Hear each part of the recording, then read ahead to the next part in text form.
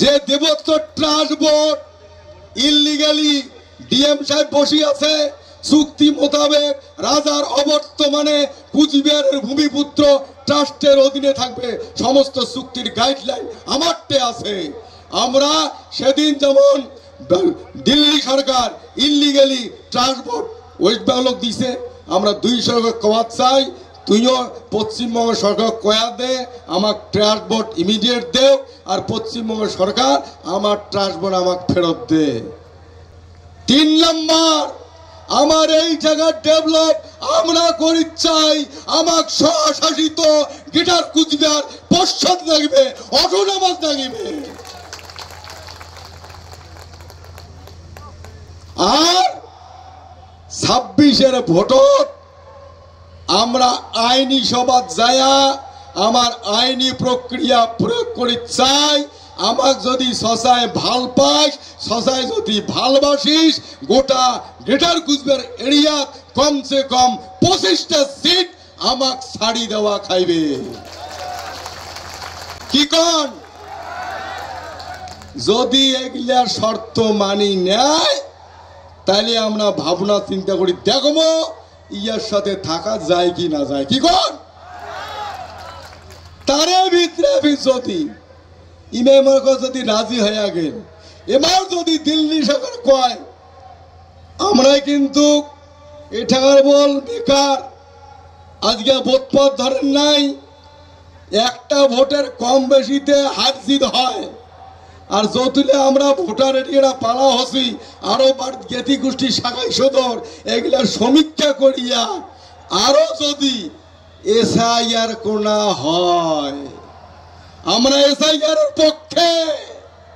যদি এসআইআর হয় নির্বাচন কমিশনটা হাঁটুস, তোমরা জোর করিয়া যদি কাম বাধা দেয় নির্দ্বিধায় তোমরা এসআইআর করো, আমার তরফ থেকে কোনো বাধা নাই, তাহলে উপরে ভোট হয়ে যাবে, আমার শক্তি আরো বৃদ্ধি ঘটিবে। বুঝেছেন? আমার ভূমিপুত্র মানুষের কোনো ভয়ের কারণ নাই। এসআইআর হলে বিপদ দেখিবেন, আমাক কবেন বিপদ সালটে নেব, কেননা অ্যাজ পার মার্জার এগ্রিমেন্ট কুচবিহারের মানুষ যেটাই কয় সরকার সেটা বাধ্য শুনতে, সই করা আছে চুক্তি। আমার অসুবিধা কয়া দম, আমরা এনআরসি চাই, কে চাই না। এই রিসেন্টলি অমিত শাহ ঘোষণা করছে স্বরাষ্ট্রমন্ত্রী কি 2024 সালের 31শে ডিসেম্বর পর্যন্ত যদি কাম আসি থাকে উপার বাংলার থাকিয়া তাইও বলে নাগরিকত্ব পাইবে। আমার পরিষ্কার বক্তব্য, তুই কাক নাগরিকত্ব দেশ কি দেশ অতি গুণা দে, তোর ভারতবর্ষের গোটায় ভারতবর্ষের মাটিতে গ্রেটার কুচবিহার এরিয়া তোর কেয়া বা তোর 31শে ডিসেম্বরের আইন চলিবে নয়। কি কর? এবার সেদিছি আমরা অত বোধ পান না।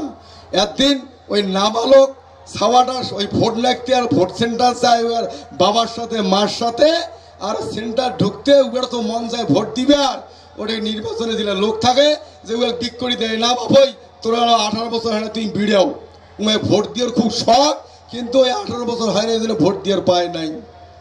এইবার কালে বালে 18 বছর পূরণ হয়েছে, এইবার ঠাসিয়া ভোটটা দেবার মনস্থ খুঁজছি।